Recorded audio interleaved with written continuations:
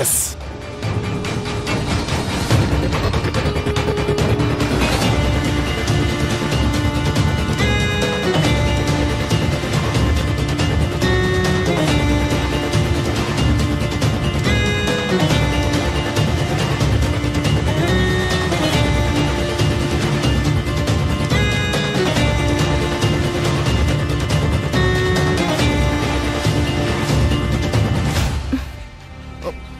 Aunty, నాకెందుకో తల తిరుగుతున్నట్టుగా ఉంది. సౌందర్య, ఏమైందమ్మా? తెలీదు ఆంటీ, నాకంతా మత్తుగా ఉంది.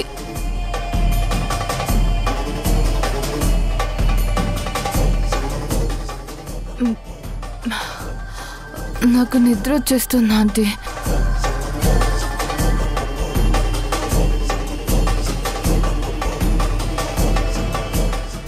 ఇది లైవ్.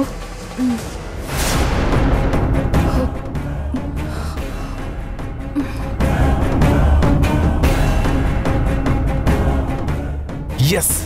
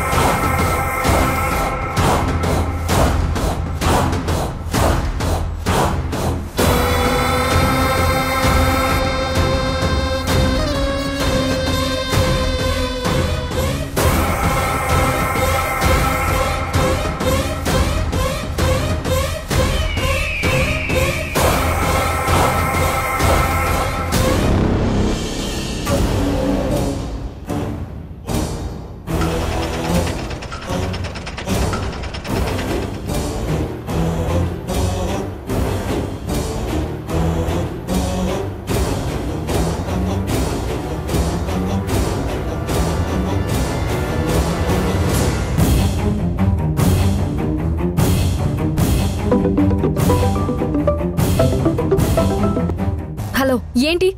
ఎందుకు ఇన్నిసార్లు ఫోన్ చేస్తున్నావు? రైడ్లో ఉన్నాను. ఏంటి విషయం? ఏం లేదు, నువ్వెక్కడున్నా 10 నిమిషాల్లో లవంగా కాఫీ షాప్ దగ్గరికి రా. నేను కాఫీ షాప్ దగ్గరే ఉన్నాను. విషయం ఏంటో చెప్పు ముందు. కాఫీ షాప్ దగ్గర ఉన్నావా? ఎక్కడా? బయట ఉన్నాను. సరే సరే, వస్తున్నా ఉండు.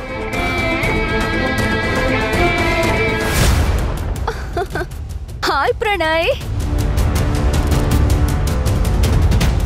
సారీ, వెయిట్ చేయించాను. Very bad day. Car trouble ఇచ్చింది. నో ప్రాబ్లం డార్లింగ్, నీకోసం వెయిట్ చేయటంలో నాకు చాలా ఆనందం ఉంటుంది. కూర్చో.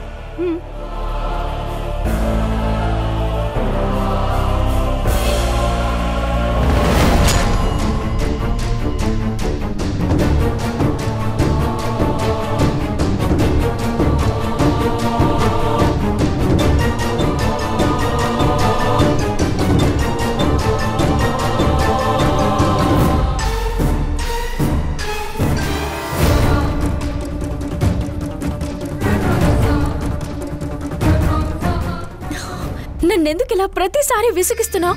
నేను విసిగించట్లేదు మేడం. ఈ కాఫీ షాప్లో మీ నమ్మకమైన ఫ్రెండ్, అదే అమాయకపు ఫ్రెండ్, అతని లవర్తో ఉన్నాడు. ఇప్పుడు కానీ మనం లోపలికి వెళ్తే వాడిని రెడ్ హ్యాండెడ్గా పట్టుకోవచ్చు. పద వెళ్దాం. రా. ఏంటి చూస్తున్నావు? పద వెళ్దాం. నేనెక్కడికి రాను. ఈరోజు టార్గెట్ ఇంకా రీచ్ అవ్వలేదు. నువ్వు రమ్మంటావు, అక్కడికి వెళ్తే ఏముండదు. అరే, ప్రూవ్ చేయమంటావు. ప్రూవ్ చేయాలనుకుంటే కోఆపరేట్ చేయవు. ఇలా అయితే ఎలా? కోఆపరేట్ చేయడం అంటే నువ్వెక్కడికి రమ్మంటే అక్కడికి నీ వెనక పరిగెత్తుకుంటూ వచ్చి అక్కడ ఏం లేదని తెలిసి ఫోల్ అవ్వడం కాదు. అన్నిసార్లు నేను ఫోల్ అవ్వలేను. ఈసారి అలా కాదు. పద లోపలికి వెళ్దాం.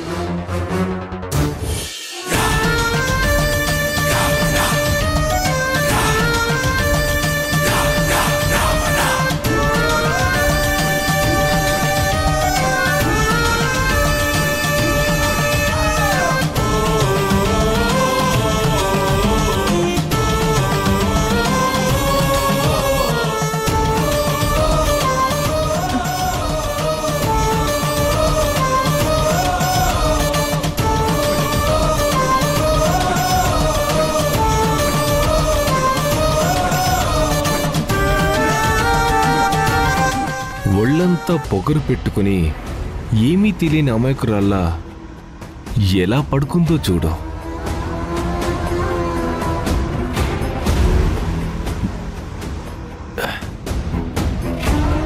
నీ మీద ఆశపడినందుకు నన్ను కొట్టించి అవమానించేలా చేశావు.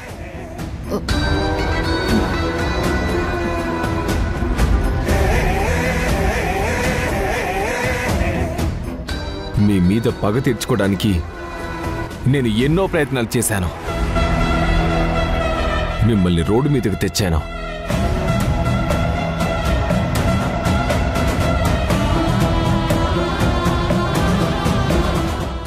కానీ నీలో ఉన్న పొగరు మాత్రం తగ్గించలేకపోయాను.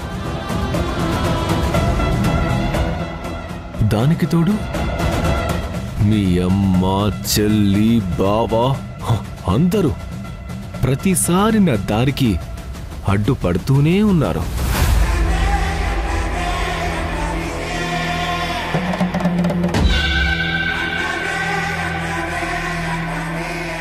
నేను ఈ రోజు నీ మెడలో తాళి కట్టి వాళ్ళందరికీ పెద్ద బహుమతిస్తాను.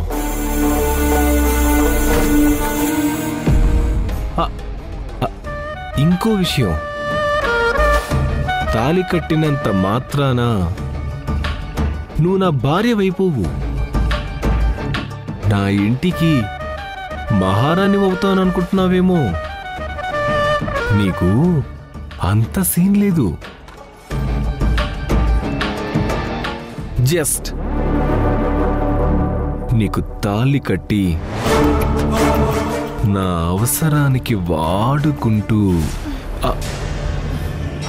కుక్కలా పెంచుకుంటా.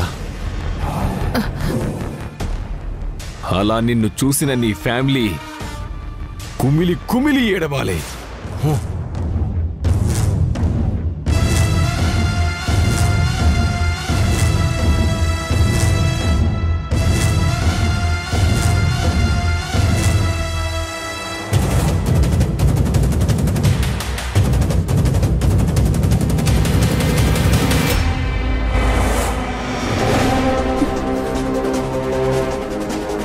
ఏమైంది నాకు?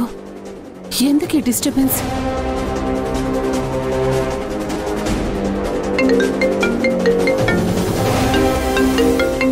ఏమిటంటే చాలా రోజుల తర్వాత కాల్ చేసింది.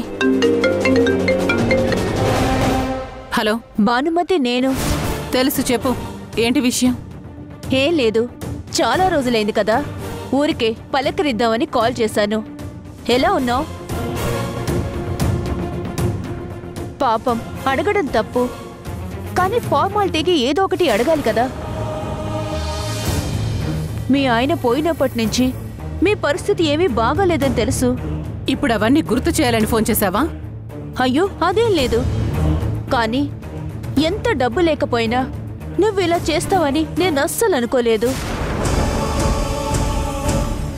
నాకు తెలిసిన వెంటనే షాక్ అయ్యాను. కానీ పరిస్థితులు అందరికీ ఒక్కటే కదా, ఎవరు మాత్రం ఏం చేస్తారని సైలెంట్గా ఉన్నా. నువ్వు దేని గురించి మాట్లాడుతున్నావు? అదే భానుమతి, నీ పెద్ద కూతురు సౌందర్య కెరియర్ని బ్రైట్ చేయాలని ఆ రత్నమాల దగ్గరికి పంపించావు కదా, దాని గురించి.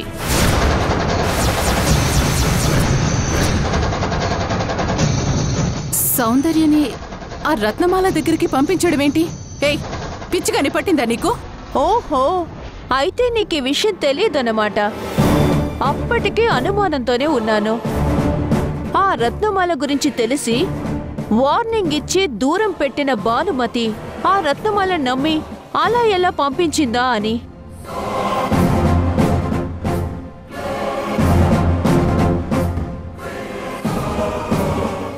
నేను తర్వాత మాట్లాడతాను.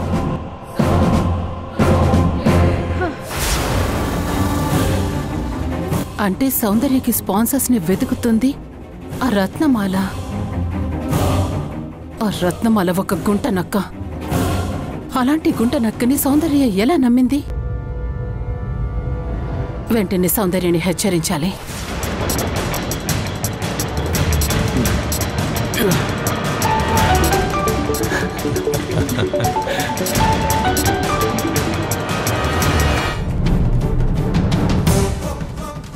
ఆన్సర్ చేయట్లేదేంటి?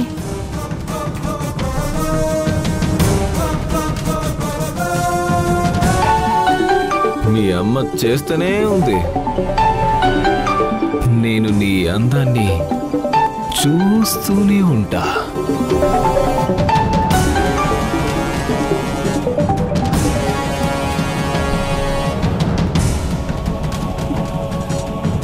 ఏమై ఉంటుంది? నా కాల్ ఆన్సర్ చేయట్లేదు.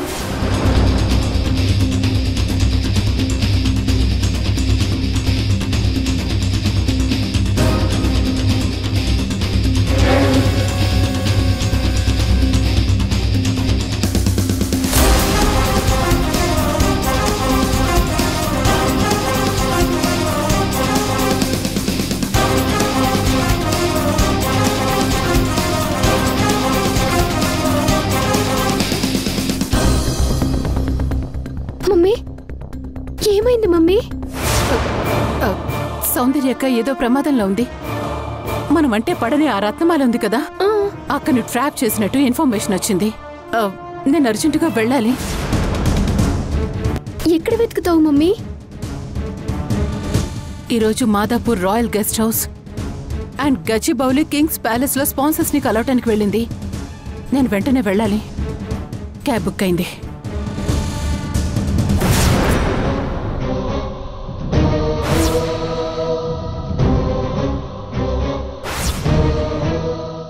అత్తయ్య, మమ్మీ చూడు. ఇలాంటిదేదో జరుగుతుందని నేను ముందే ఊహించాను. అందుకే వద్దన్నాను. భగవంతుడా, ఎలాంటి ప్రమాదం జరగకుండా చూడు. మనం ఇక్కడే మాట్లాడుకుంటూ ఉంటే వాళ్ళు వెళ్ళిపోతారు. ప్లీజ్ పద. అసలు వాళ్ళు ఉండాలి కదా వెళ్ళిపోవడానికి. అయ్యో, నువ్వు నమ్మట్లేదు కదా? సరే పద. ఏయ్ వదలు, నేను రాను. చూపిస్తాను రా. రానంటుంటే రా. వదలు. పద. ఏయ్ రా. నీకు చెప్తే అర్థం కావట్లేదా? చూపిస్తాను పద.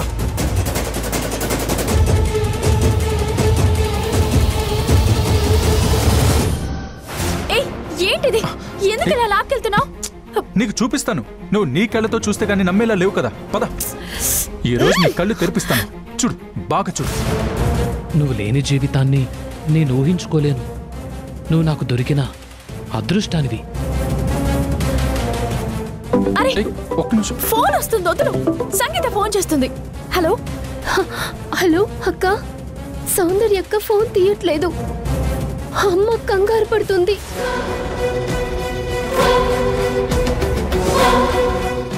ఈరోజు స్పాన్సర్స్ ని కలవడానికి వెళ్ళాలి అని చెప్పానుగా మామ్. అక్కడ ఏమవుతుందో ఏంటో అని. ఓకే మమ్మా, నేను వెళ్ళొస్తాను. అమ్మా బాయ్. సౌందర్య, ఈ రోజు బయటికి వెళ్ళటం ప్రమాదంలాగా ఉందేమో. నువ్వెవరి మాట వినాల్సిన అవసరం లేదు బేబీ. నువ్వు వెళ్ళు.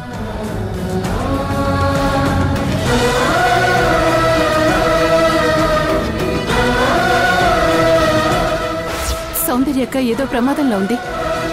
మనం అంటే పడని ఆ రత్నమాల ఉంది కదా, అక్కని ట్రాప్ చేసినట్టు ఇన్ఫర్మేషన్ వచ్చింది. నేను అర్జెంటుగా వెళ్ళాలి. అది అక్క, సౌందర్య అక్కని వెతుక్కుంటూ అమ్మ బయటికి వెళ్ళింది. అవునా? ఎక్కడికి వెళ్ళింది? మాదాపూర్ గచ్చిబౌలి అని చెప్పిందక్క. గుర్తుకొచ్చింది. Madhapur Rahul guest house, Gachibowli kings palace. Rahul guest హౌసా? సరే, నువ్వు కంగారు పడుకు, నేను వెళ్తున్నాను. సరే అక్క.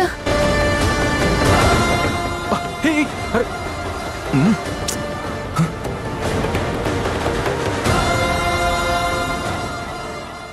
Shit.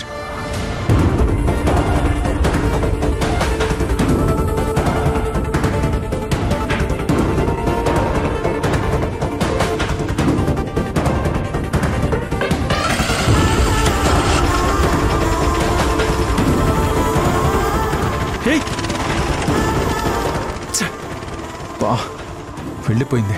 2 నిమిషాలు ఉండుంటే మొత్తం క్లియర్ అయ్యి ఆ ప్రణయ్ గారి ఫ్రాడ్ అని తెలిసేది. ఇప్పుడు ఏం చేయాలి? ఫోన్లో వీడియో షూట్ చేద్దాం. సమయానికి ఫోన్ కూడా స్విచ్ ఆఫ్ అవ్వాలా?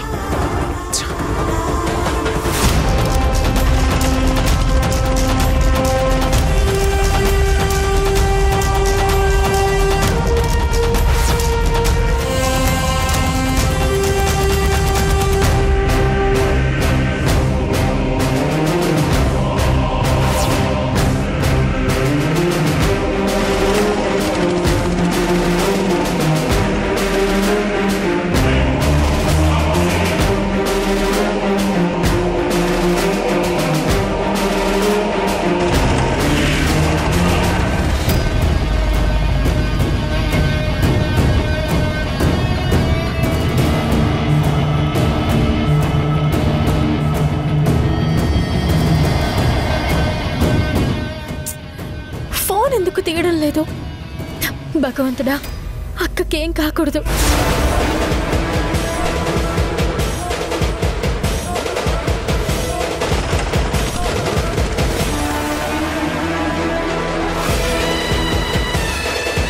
ఆ రత్నమాల దగ్గరికే సౌందర్య వెళ్తుందని మొదటి రోజే నాకు తెలుసుంటే నేనే ఆపేసుండేదాన్ని.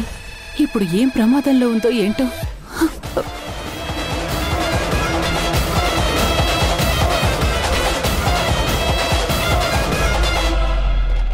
నిన్ను చూస్తుంటే చాలా ముచ్చటగా ఉంది. అవును, ప్రాసెస్ ప్రకారం తాళికార్యం జరిగితే బెటరా లేక మనదేలాగో పిచ్చి పెళ్లి కాబట్టి ముందు కార్యం జరిగిన తర్వాత పెళ్లి చేసుకుందామా?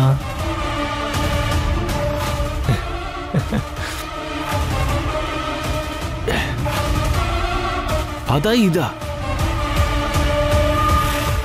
ఏం చేద్దాం ఫస్ట్?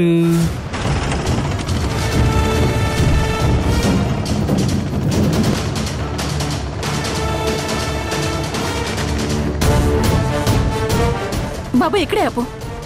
నేను ఇప్పుడే వస్తాను, ఇక్కడే వెయిట్ చేయి. సరే మేడం.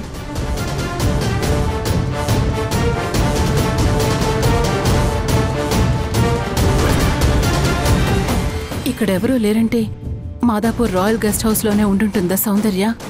అర్జెంట్గా అక్కడికి వెళ్ళాలి. మాదాపూర్ పోని బాబు. సరే మేడం.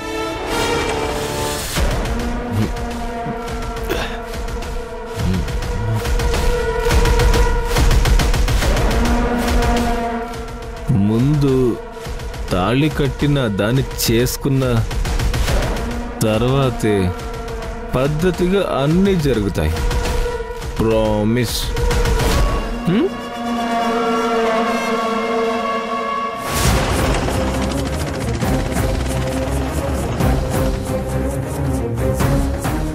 మాంగళ్యం తంతునా నేనా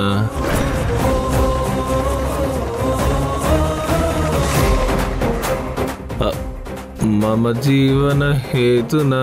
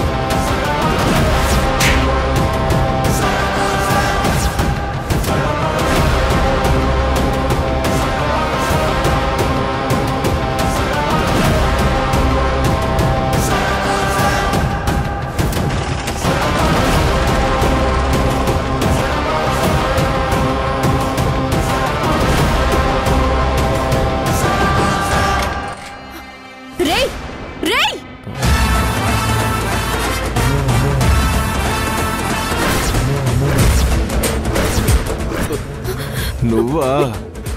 మీ అక్క పెళ్ళికి వచ్చావా?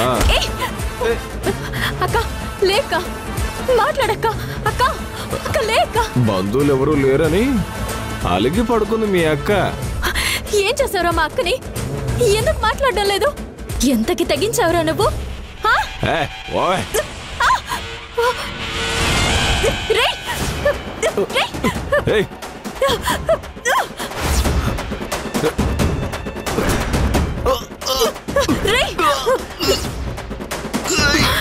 నిన్ను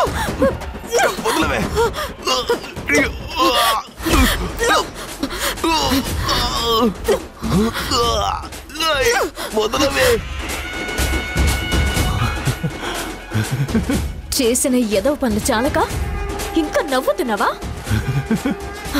అసలు నువ్వు మనిషివేనా? అమ్మాయి జీవితంతో ఆడుకోవడానికి నీకు మనసు ఎలా వచ్చింది? కదా మరి నేనంత దుర్మార్గునని తెలిసి మీరెందుకు నాతో పెట్టుకుంటున్నారు? ప్రతిసారి నన్నెందుకు అవమానిస్తున్నారు? నేను మొదటి నుంచి చూస్తూనే ఉన్నాను. ఈవిడ గారు ఉన్నదంతా ఊరి జనాలకు రాసిచ్చి మమ్మల్ని రోడ్డు మీదకి తెస్తే దాన్ని అవకాశంగా తీసుకున్న నువ్వు నెమ్మదిగా ఈ ఇంటికి తీసుకుని వచ్చి ప్రతీకారం తీర్చుకోవాలనుకుంటున్నావు. నేనొక నిర్ణయం తీసుకున్నాను. ఈ ఇంట్లో నాకు గౌరవం లేదని అర్థమైంది. ఇక్కడే ఉంటూ మీ మాట వింటూ ఉండాల్సిన కర్మ నాకని నా కూతురు కానీ పట్టలేదు. ఈ భానుమతి కంఠంలో ప్రాణం పోయినా ఎవ్వరి ముందు తల వంచదు, ఓడిపోదు. బాలు